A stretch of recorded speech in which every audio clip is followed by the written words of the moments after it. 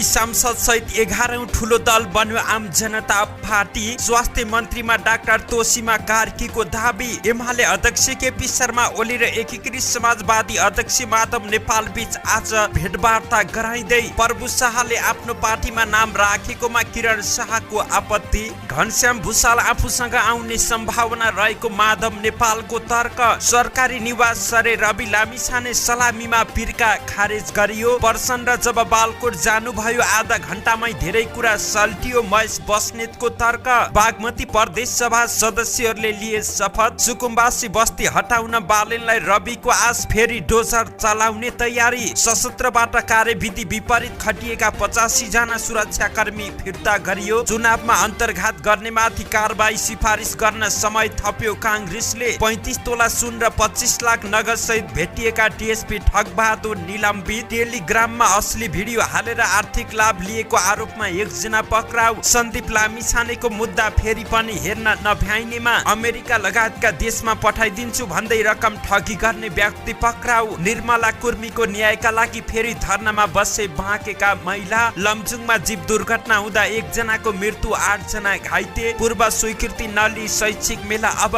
गर्न नपाइने। विराजलाई एकमात्र एक्सन हिरो भनेका आर्यनले फेसबुकमा मागे माफी। तपाईको मास्क खोइ अभियान फेरि सुरु गरिँदै। तराई मधेसमा जाडो बढ्दा जनजीवन कष्टकर बन्दै। अस्ट्रेलियामा सडक दुर्घटनामा परि एक नेपाली विद्यार्थीको ज्यान गयो। नेपाल र भारत बीच संयुक्त सैनिक अभ्यास समापन गरियो। प्रचण्ड नेतृत्वको सरकारसँग सहकार्य गर्न भारत तयार। कैलालीमा कोरोनाको त्रास, सीमामा कडाई गर्ने प्रशासनको तयारी। दर्शकबिन नमस्कार, तपाईँ हेर्दै हुनुहुन्छ नेपाल पोस्ट। म गोविन्द चपगाई। आज मिति विक्रमसम्म 2079 साल पुस 15 गते शुक्रबार, ईस्वीसम्म 2022 डिसेम्बर 30 तारिक। यसै गरी आज पुस शुक्ल अष्टमी सँगै तमु लोसार पनि परेको छ। विशेष गरी तमु लोसार भन्नाले गुरुङ समुदायमा मनाइने विशेष खालको पर्व भन्ने बुझिन्छ। तर पछिल्लो क्रममा सबै जातिहरूले नै यो पर्वलाई निकै हर्षोल्लासका साथ लिने गरेका छन्। देश तथा विदेशमा रहनुहुने आमा बुवा दिदी बहिनी दाजुभाइ सम्पूर्णमा तमु लोसारको शुभकामना व्यक्त गर्न चाहन्छौँ। दर्शकबिन सदा चाहिँ आज पनि देश तथा विदेशमा घटेका घटना, राजनीतिक खबर, विभिन्न नेताहरूको भनाई, स्वास्थ्य सम्बन्धी जानकारी, मौसमको अपडेट लगायत आज दिनभरि कहाँ के हुँदैछ त सम्पूर्ण जानकारीहरू लिएर शुभ बिहानीसँग यहाँ सामु उपस्थित भएका छौँ। हामी प्रति कुनै प्रतिक्रिया छन् भने तलको कमेन्ट बक्समा आफ्नो प्रतिक्रिया उल्लेख गर्न सक्नुहुन्छ। तपाईँको प्रतिक्रियालाई मनन गर्दै अगाडि बढ्नेछौँ। हामीले सकेसम्म देशैभरिका सबै अपडेटलाई समेट्ने कोसिस गर्नेछौँ। समाचार समय अवधिसम्म हामीसँगै रहनुहोला। आउनुहोस् समाचार सुरु गरौँ। दुई सांसद सहित 11औं ठूलो दल बनेको आम जनता पार्टीको प्रसङ्गबाट।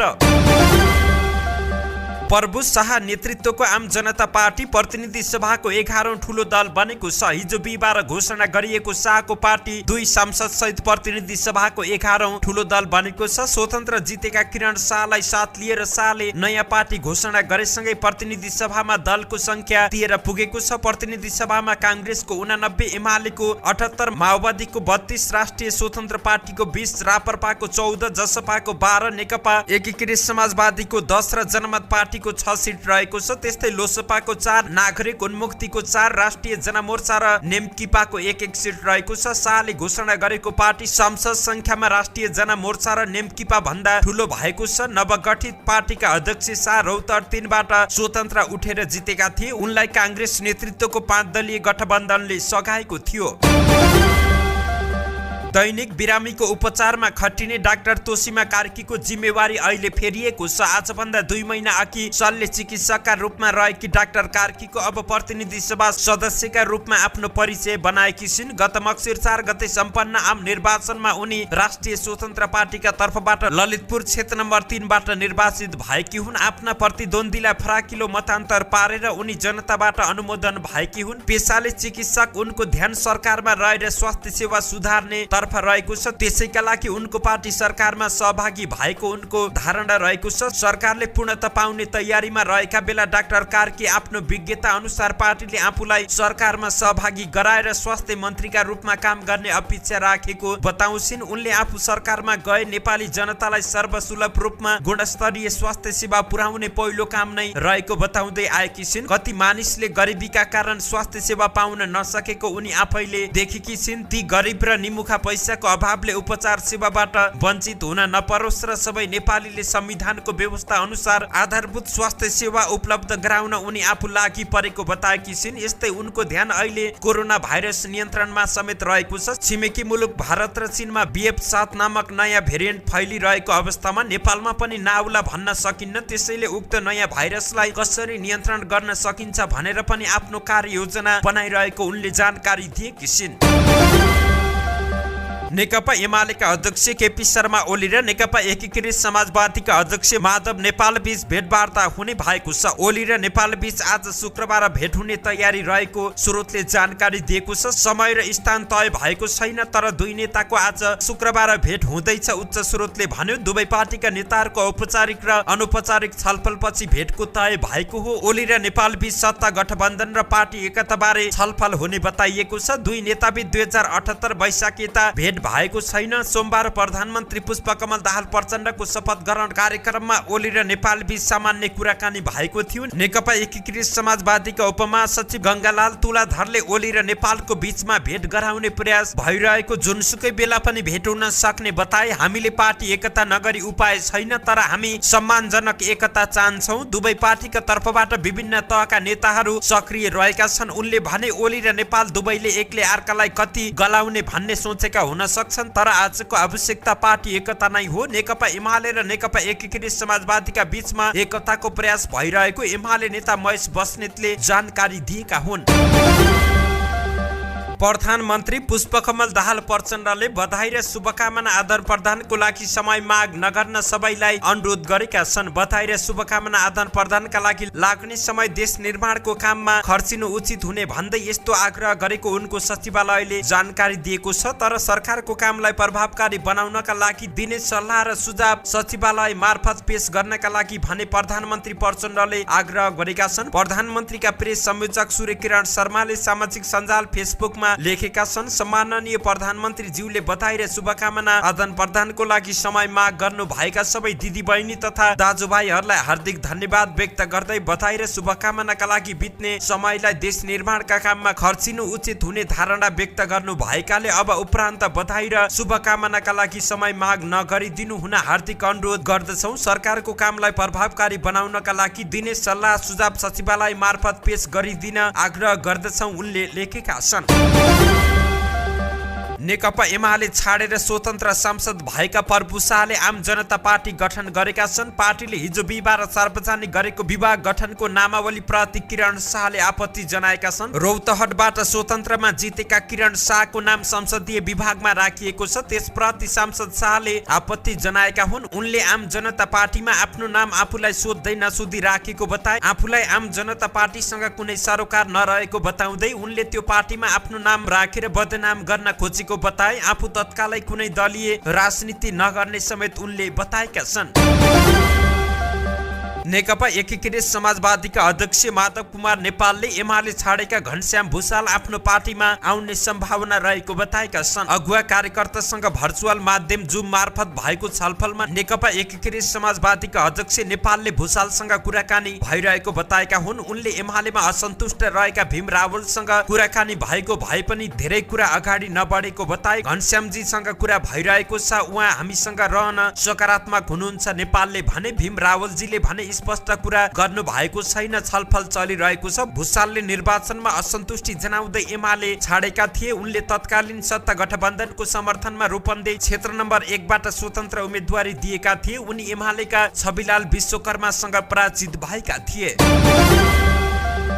उप प्रधानमन्त्री तथा गृहमन्त्री रवि लामिछाने सरकारी निवास सरेका छन्। उनी हिजो निजी निवासबाट हरिहर भवन स्थित सरकारी निवासमा सरेका हुन्। रवि र उनकी पत्नी निकिता पौडेल निवासमा आउँदा विधिपूर्वक पूजापाठ गरिएको थियो। रविलाई नेपाली सेनाले सलामी दिएको थियो। सलामीका क्रममा भुइँमा पिर्का राखिएको थिएन। लामिछानेका स्वकीय सचिव प्रकाश सिगदेलले पिर्कामा नराख्न सेनालाई आग्रह गरिएको बताए। मन्त्रीज्यूकै आग्रह अनुसार पिर्का नराखिएको उनले बताएका छन्। यही कुरालाई लिएर कतिपय व्यक्तिले सामाजिक सञ्जालमा टीका टिप्पणी गरिरहेका छन्।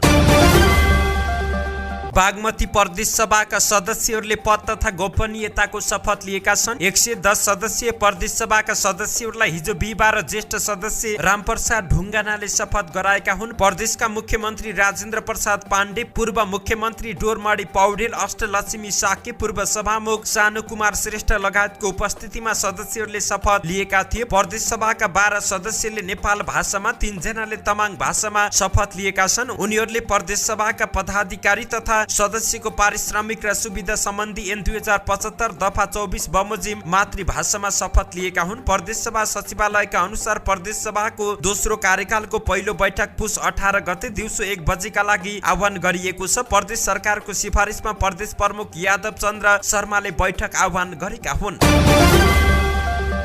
नेपाली कांग्रेसले पार्टीका आधिकारिक उम्मेदवारलाई अन्तर्घात गर्नेहरूमाथि कारबाही सिफारिस गर्ने समय फेरि थप गरेको छ। कांग्रेस सचिव प्रेम केसीका अनुसार जिल्ला र प्रदेश अनुशासन समितिले कारबाही सिफारिस अब माघ 15 गतेसम्म केन्द्रमा पठाउन सक्नेछन्। गत मक्सिर 4 मा भएको प्रदेश र प्रतिनिधि सभा चुनावमा कांग्रेसका आधिकारिक उम्मेदवारमाथि केही ठाउँमा पार्टीभित्रकै नेताहरूले अन्तर्घात गरेको आरोप लाग्ने गरेको छ। कांग्रेस अनुशासन समितिमा अन्तर्घातका बारेमा सिफारिस आउने क्रम जारी रहेको छ। केही कार्य समितिहरूबाट अन्तर्घात गर्नेहरूका विवरण पठाउन समय थप गरिदिन माग भएकाले माघ 15 गतेसम्मका लागि म्याद दिएको केसीले जानकारी दिएका छन्। गृह मन्त्रालयले सुरक्षा दिए। काठमाडौँ महानगरपालिकाले थापाथली स्थित सुकुम्बासी बस्तीमा फेरि डोजर चलाउने तयारी गरेको छ। महानगरका मेयर बालेन्द्र शाह, बालनका प्रमुख स्वकीय सचिव भूपदेव शाहले सुरक्षा निकायको समन्वयमा सुकुम्बासी बस्तीमा डोजर चलाउने तयारी रहेको बताए। सुरक्षा मागेका छौं, गृहले सुरक्षा दिए फेरि थापाथली स्थित सुकुम्बासी बस्तीमा डोजर चलाउन जाने हो, शाहले भने। महानगरले थापाथली स्थित सुकुम्बासी बस्ती हटाउन सुरक्षा निकायको सहयोग मागेको छ। बुधबार महानगरका प्रमुख प्रशासकीय अधिकृत वसन्त अधिकारीले गृह मन्त्रालयलाई पत्र लेख्दै आवश्यक सहयोगको लागि आग्रह गरेका छन्। थापाथली स्थित बागमती नदी किनारमा अनाधिकृत रूपमा निर्माण भएका संरचनाहरू हटाउन पटक पटक प्रयास भएको बेहोरा विदितै छ। यस महानगर क्षेत्रभित्रका विभिन्न स्थानमा सार्वजनिक क्षेत्र अतिक्रमण गरी निर्माण भएका अनाधिकृत संरचनाहरू हटाउने कार्य अभियानकै रूपमा अगाडि बढाउनु पर्ने देखिन्छ, जसको लागि त्यहाँ मार्फत सम्बन्धित जिल्ला प्रशासन तथा सुरक्षा निकायलाई आवश्यक निर्देशन एवं समन्वय हुन अनुरोध गरिन्छ, पत्रमा उल्लेख गरिएको छ। कार्यविधिमा तोकिएको भन्दा विपरीत खटिएका सशस्त्र प्रहरीका कर्मचारी धमाधम फिर्ता हुन थालेका छन्। सशस्त्र प्रहरी प्रधान कार्यालयबाट पूर्व कर्मचारी र सुरक्षा कर्मीहरूको व्यक्तिगत सहयोगीको रूपमा खटिएका सुरक्षा अधिकारीहरू फिर्ता भएका छन्। बलम्बु स्थित 9 नम्बर बाहिनी हेडक्वार्टरबाट खटिएका 85 जना सुरक्षा कर्मी फिर्ता भएको सशस्त्र प्रहरी महानिरीक्षकको सचिवालयका एकजना अधिकारीले जानकारी दिएका छन्। गृह मन्त्रालयले पुस 12 मा 48 घण्टाभित्र कार्यविधि मिचेर परिचालन गरिएको सुरक्षाकर्मी फिर्ता गराउन सुरक्षा निकायलाई निर्देशन दिएको थियो। सशस्त्र प्रहरी बलका सहप्रवक्ता शैलेन्द्र थापाले मापदण्ड भन्दा विपरीत खटिएका सुरक्षाकर्मीहरू फिर्ता आउने क्रम जारी रहेको जानकारी दिएका छन्। टेलिग्रामका च्याट ग्रुपमा असली भिडियो हालेर आर्थिक लाभ लिएको आरोपमा एकजनालाई प्रहरीले पक्राउ गरेको छ। असली भिडियो च्याट ग्रुपमा हालेर आर्थिक लाभ लिएको आरोपमा नेपाल प्रहरीको साइबर ब्युरोले एक पुरुषलाई पक्राउ गरेको प्रहरी उपरीक्षक एसपी पशुपति कुमार राईले जानकारी दिएका छन्। धादिङ थाक्रे गाउँपालिका 7 घरबै काठमाडौँको बुढा नीलकण्ठ नगरपालिका 9 उमङ्ग टोल बस्ने 18 वर्षीय रोजित आले मगरलाई पक्राउ गरिएको हो। उनलाई हिजो बिहीबार बुढा नीलकण्ठबाट पक्राउ गरिएको प्रहरीले जानकारी दिएको छ। उनले सामाजिक सञ्जालबाट प्रेमी प्रेमिकाको बहाना बनाएर असली क्रियाकलाप गर्ने र उक्त क्रियाकलापको भिडियो तथा तस्बिरहरू गोप्य रूपमा अभिलेखीकरण गर्ने गरेको एसपी राईले जानकारी दिएका छन्। बलात्कार आरोप लागेका सन्दीप लामिछानेको मुद्दा फेरि पनि हेर्न नभ्याइने सूचीमा राखिएको छ। हिजो बिहीबार उच्च अदालत पाटनमा पुनरावेदन पेशी रहेको थियो। न्यायाधीश द्वय सुभाष पौडेल र किरण कुमार पोखरेलको इजलासमा परेको उक्त मुद्दा हेर्न नभ्याइनेमा राखिएको हो। उनीमाथि 17 वर्षीय किशोरीमाथि बलात्कार गरेको आरोप लागेको छ। उनलाई काठमाडौँ जिल्ला अदालतले पूर्वपक्षको लागि थुनामा पठाउन आदेश दिएपछि उनका वकिलहरूले उच्च अदालत पाटनमा पुनरावेदनको मुद्दा हालेका थिए। गत मंगलबार काठमाडौँ जिल्ला अदालतले पीडित किशोरीको उमेर सम्बन्धी अभिलेख अस्पतालबाट झिकाउन समेत आदेश दिएको छ। प्रहरीले अमेरिका लगायतका देशमा पठाइदिन्छु भन्दै 1,62,06,000 रुपियाँ ठगी गरेको अभियोगमा एकजनालाई पक्राउ गरेको छ। पक्राउ पर्नेमा ललितपुर महानगरपालिका 1 कुपण्डोल घर भई हाल काठमाडौँ बुढानीलकण्ठ नगरपालिका 8 ओमनगर बस्ने 44 वर्षीय राजेश थापा रहेका छन्। काठमाडौँ उपत्यका अपराध अनुसन्धान कार्यालय मिन भवनबाट खटिएको प्रहरीले उनलाई काठमाडौँको लैनचौरबाट बुधबार पक्राउ गरेको हो। थापाले विभिन्न व्यक्तिहरूलाई मासिक 3 लाख तलबका साथै ग्रीन कार्ड, पिआर र हङकङ आइडी समेत बनाइदिने भनी वैदेशिक रोजगारीको लागि अस्ट्रेलिया, अमेरिका, क्यानाडा तथा हङकङ लगायतका देशहरूमा पठाइदिने भन्दै पीडितहरूबाट उक्त रकम ठगी गरेको प्रहरीको आरोप रहेको छ। पक्राउ परेका उनीमाथि थप अनुसन्धान तथा कारबाहीको लागि जिल्ला प्रहरी परिसर टेकु पठाइएको छ। निर्मला कुर्मीको अपहरण र शरीर बन्धकपछि हत्या गरिएको घटनामा उनको न्यायका लागि गुहार माग्दै बाँकेका महिलाहरू फेरि काठमाडौँ आइपुगेका छन्। सरकारले दोषीको छानबिन गरी कारबाही गर्ने आश्वासन दिएको लामो समय बितिसक्दा पनि पीडितले न्याय पाउने अवस्था नदेखिएपछि उनीहरू फेरि आन्दोलनमा उत्रिएका छन्। बाँके महिला अधिकार मञ्चको नेतृत्वमा उनीहरूले हिजो बिहिबारदेखि काठमाडौँको माइतीघर मण्डलामा तेस्रो चरणको आन्दोलन थालेका छन्। दिउँसो 1 बजे कलङ्कीबाट पैदल हिँडेर माइतीघर आएका उनीहरूले सडकमा बसेर धरना दिएका हुन्। मञ्चकी केन्द्रीय सदस्य रुबी खानले अघिल्लो चरणको आन्दोलनबाट सरकारको ध्यान आकर्षण भए पनि पीडितले न्याय पाउने अवस्था नबनेको भन्दै फेरि आन्दोलित बन्नुपर्ने अवस्था आएको बताएकी हुन्। लमजुङको मर्स्याङ्ती गाउँपालिका 8 भुलभुलेमा बोलेरो जीप दुर्घटना हुँदा एक महिलाको घटनास्थलमै मृत्यु भएको छ। पेशी सहरबाट भुस्मे जाँदै गरेको ग3 नम्बरको बोलेरो भुलभुले सुरुङ मार्ग नजिकै दुर्घटना हुँदा 45 वर्षीय भीमकुमारी तमाङको मृत्यु भएको प्रहरीले जानकारी दिएको छ। उकालोमा चढ्ने क्रममा 6 मिटर तल खसेको थियो। जीपमा सवार 2 जना गम्भीर घाइते र 6 जना मध्यम घाइते भएका छन्। घाइतेको लमजुङ जिल्ला अस्पताल पेशी सहरमा उपचार भइरहेको छ। शिक्षा, विज्ञान तथा प्रविधिले स्वीकृति नलिई शैक्षिक मेला आयोजना नगर्न निर्देशन दिएको छ। मन्त्रालयको उच्च शिक्षा महाशाखा शैक्षिक परामर्श तथा प्रमाणीकरण शाखाले मन्त्रालयबाट स्वीकृति नलिई शैक्षिक मेला आयोजना नगर्न निर्देशन दिएको हो। शैक्षिक परामर्श सेवा तथा भाषा शिक्षण सम्बन्धी निर्देशिका 2073 ले स्वदेशी तथा विदेशी संस्थाले शैक्षिक मेला वा प्रदर्शनीको आयोजना गर्दा मन्त्रालयबाट स्वीकृति लिनुपर्ने व्यवस्था गरेको छ। मन्त्रालयबाट पूर्व स्वीकृति नलिई यस्तो कार्यक्रम आयोजना र कार्यक्रम सम्बन्धी कुनै मिडियाबाट प्रचार नगर्न नगराउन समेत निर्देशन दिएको छ। सूचना विपरीत शैक्षिक मेला आयोजना गरेको पाइएमा प्रचलित कानुन बमोजिम कारबाही गरिने चेतावनी समेत दिएको छ।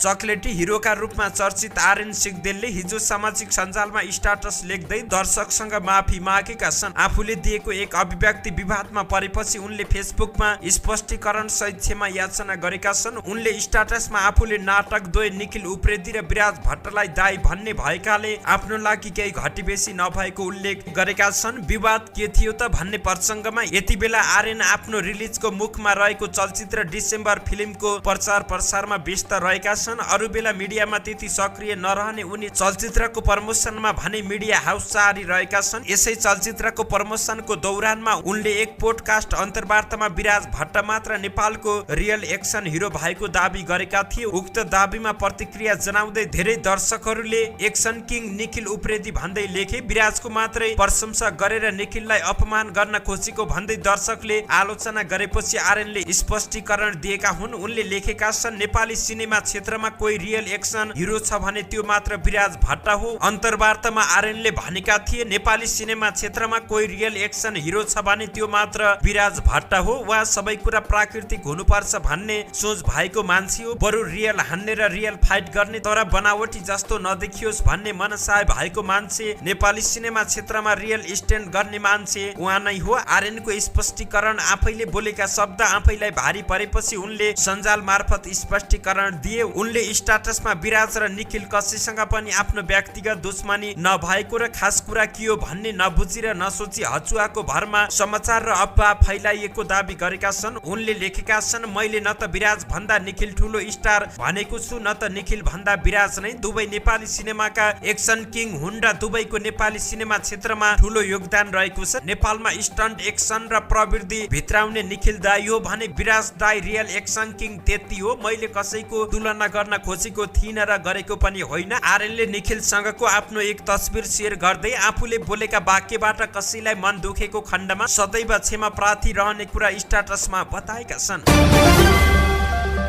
प्रहरीले तपाईको मास्क खोइ अभियान फेरि सुरु गरेको छ। यति बेला काठमाडौँ उपत्यकाका विभिन्न स्थानमा ट्राफिक प्रहरीहरू मास्क खोइ लेखिएका सचेतनामूलक प्लेकार्ड बोकी सडकमा खटिन थालेका छन्। काठमाडौँ उपत्यका ट्राफिक प्रहरी महाशाखाका प्रवक्ता वरिष्ठ उपरीक्षक राजेन्द्र प्रसाद भट्टले कोभिड-19 को सम्भावित जोखिमलाई ध्यान दिँदै नागरिकलाई सचेत गराउन ठाउँ ठाउँमा प्लेकार्ड र सचेतनामूलक काम पुनः सञ्चालन गरेको बताएका छन्।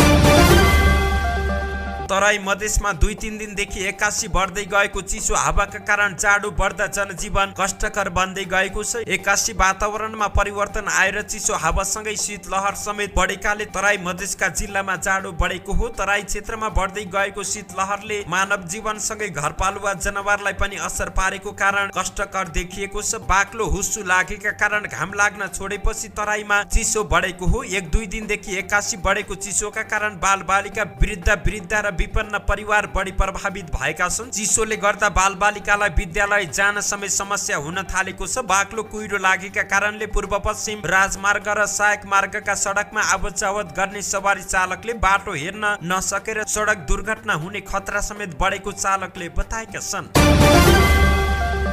अस्ट्रेलियाको सिडनीमा सडक दुर्घटनामा परेर एक नेपाली विद्यार्थीले ज्यान गुमाएका छन्। स्थानीय प्रहरीका अनुसार पश्चिम सिडनीको हबरफिल्डमा मोटरसाइकल दुर्घटनामा परि नेपाली विद्यार्थीको ज्यान गएको छ। साथीको मोटरसाइकल मागेर चलाएका मृतकले सडक छेउको ट्राफिक पोलमा ठोकिएर ज्यान गएको प्रहरीले जानकारी दिएको छ। यस्तै गर्मी बढेसँगै अस्ट्रेलियामा समुद्री किनारमा पुगेका नेपालीहरू दुर्घटनामा पर्ने क्रम बढेको छ। पछिल्ला वर्षहरूमा थुप्रै नेपाली विद्यार्थीले अस्ट्रेलियाको समुद्री किनारमा पानीमा डुबेर ज्यान गुमाएका छन्। सिडनीको कोरोनाला बीचमा बुधबार साँझ पानीमा रमाइलो गर्न गएका 3 जना नेपाली विद्यार्थी दुर्घटनामा परेका छन्। समुद्री किनारमा पौडी खेल्ने क्रममा उनीहरूलाई समुद्री छालले बगाएको थियो, जसमध्ये 1 जनालाई ढुङ्गामा र अर्कालाई बालुवामा छालले हुत्याइदिएको थियो। यस्तै 1 जना युवतीलाई छालले हुत्याउँदै निकै परसम्म पुर्याएको एक प्रत्यक्षदर्शीले बताएका छन्। यस्तै ढुङ्गामा ठोकिएर सामान्य घाइते भएकी अर्की नेपाली युवतीलाई भने हिजो बिहिबार नै अस्पतालले सामान्य उपचार चेक जाँचपछि डिस्चार्ज गरेको छ। बगरमा हुत्तिएकी अर्की युवतीको अवस्था सामान्य रहेको बताइएको छ। पौडीको सामान्य ज्ञान र समुद्रको अवस्था तथा सुरक्षाका विषयमा गम्भीर नभएकाले कयौं नेपाली विद्यार्थीले अस्ट्रेलियामा ठूलो पीडा भोग्नु परेको छ।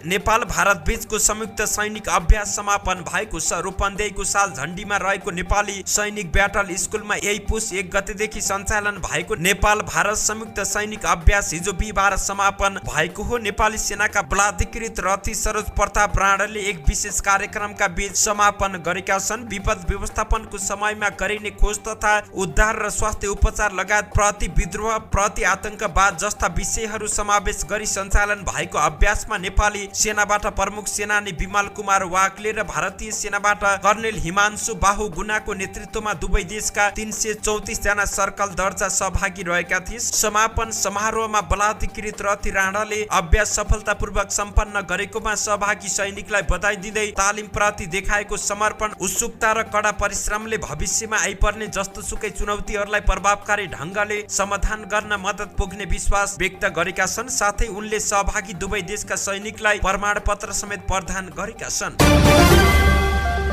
छिमेकी देश भारतले नेपालको नयाँ सरकारसँग मिलेर अगाडि बढ्ने बताएको छ। भारतीय विदेश मन्त्रालयमा आयोजित पत्रकार सम्मेलनमा प्रधानमन्त्री पुष्पकमल दाहाल प्रचण्ड नेतृत्वको सरकारसँग मिलेर काम गर्न भारत इच्छुक रहेको बताइएको छ। विदेश मन्त्रालयका प्रवक्ता अरिन्दम बागचीले नेपाल भारत बीच युनिक सम्बन्ध रहेको बताउँदै यसलाई मजबुत बनाउनका लागि नयाँ सरकारसँग मिलेर अगाडि बढ्ने बताए। दुई देश बीच जुन युनिक सम्बन्ध छ यसलाई अगाडि बढाउनका लागि नेपालको नयाँ सरकारसँग मिलेर काम गर्ने आशा राख्छौं, हामी गर्छौं पनि। दुई देश बीच जुन सद्भाव रहेको छ, जनता बीचको सम्बन्ध छ, त्यसलाई दुवै देश मिलेर मजबुत बनाउँछौं उनले भने। उनले भारतले निर्वाचन अघि नै नेपालमा बन्ने नयाँ सरकारसँग सहकार्य गर्न तयार रहेको बताएको स्मरण गराएका थिए। चीन र भारतमा फैलिरहेको कोरोना संक्रमणको त्रास कैलालीमा पनि बढेको छ। भारतबाट नेपाल आउनेबाट कोरोना भित्रिन सक्ने भन्दै जिल्ला प्रशासन कार्यालय कैलालीले सीमामा कडाई गर्ने भएको छ। प्रमुख जिल्ला अधिकारी किरण थापाको अध्यक्षतामा हिजो बिहिबार बसेको विपद व्यवस्थापन समितिको बैठकले जिल्लामा कोरोना संक्रमण भित्रिन सक्ने खतरा औंलाइएको छ। भारतबाट कोरोना भित्रिन सक्ने भन्दै सीमा नाकामा कडाई गर्ने, कोरोनाबाट बच्न सार्वजनिक स्थलमा स्वास्थ्य सुरक्षाका मापदण्ड पालना गर्न, गराउन, स्थानीय तहलाई जानकारी गराउने, सीमामा रहेका हेल्थ डेस्कमा थप जनशक्ति पूर्वाधार लगायत व्यवस्थापन गर्न सरकारवाला निकायलाई ध्यान आकर्षण गराउने बैठकले निर्णय गरेको छ। यस्तै चिसो बढेसँगै यसबाट जोगिन र सम्भावित दुर्घटना हुन नदिन समेत आग्रह गरिएको छ। धन्यवाद। यस्तै ताजा समाचारको लागि नेपाल पोस्ट हेर्दै गर्नुहोला। सूर्यको किरणसँगै तपाईँको दिन शुभ रहोस्। धन्यवाद। नमस्कार।